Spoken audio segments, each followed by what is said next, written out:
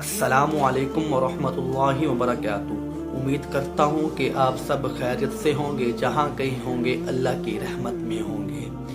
ایک دن آپ علیہ السلام کے پاس ایک آدمی آیا اور اس نے کہا کہ یا رسول اللہ صلی اللہ علیہ وسلم، میں نے اپنی بیٹی کا نکاح کر دیا ہے اور میں اپنی بیٹی کو اس کے خامد کے پاس بھیجنا چاہتا ہوں، پر میرے پاس کوئی خوشبو نہیں ہے۔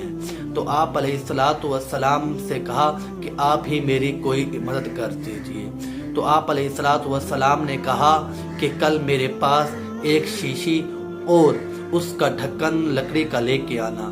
تو آپ علیہ السلام نے یہ کہہ کر اسے روانہ کر دیا۔ پھر اگلے دن وہ آپ علیہ السلام کے پاس شیشی لایا اور اس کا جو ڈھکن لکڑی کا وہ بھی ساتھ لایا۔ تو آپ علیہ السلام نے اپنے دونوں بازوؤں کا پسینہ اس شیشی میں داخل کر دیا، اتنا کیا کہ حتیٰ کہ وہ بھر گئی۔ پھر آپ علیہ السلام نے اس شیشی کا ڈھکن جو لکڑی کا بنا ہوا تھا اس سے بند کر دیا۔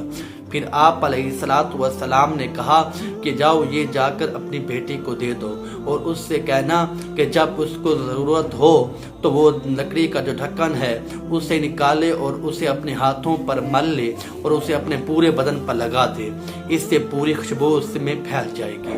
تو پھر وہ آپ علیہ السلام کے پاس سے وہ ڈھکن وہ شیشی لے کر چلا گیا۔ اس نے جا کر اپنی بیٹی کو دے دی اور اس کو ساری حقیقت ہی بتا دی۔ پھر وہ اپنے گھر چلے گئی۔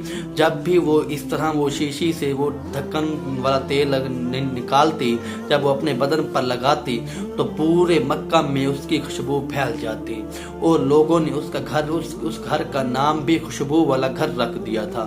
یہ تھی آپ علیہ السلام کے پسینے کی خوشبو۔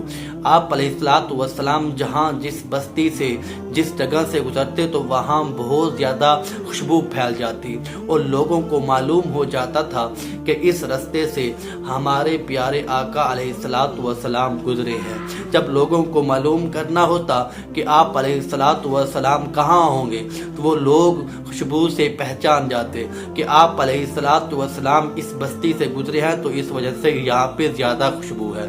آپ علیہ السلام کے گزر جانے کے بعد بھی بہت زیادہ خوشبو آتی تھی۔ یہ آپ علیہ السلام کے پسینے کی خوشبو تھی۔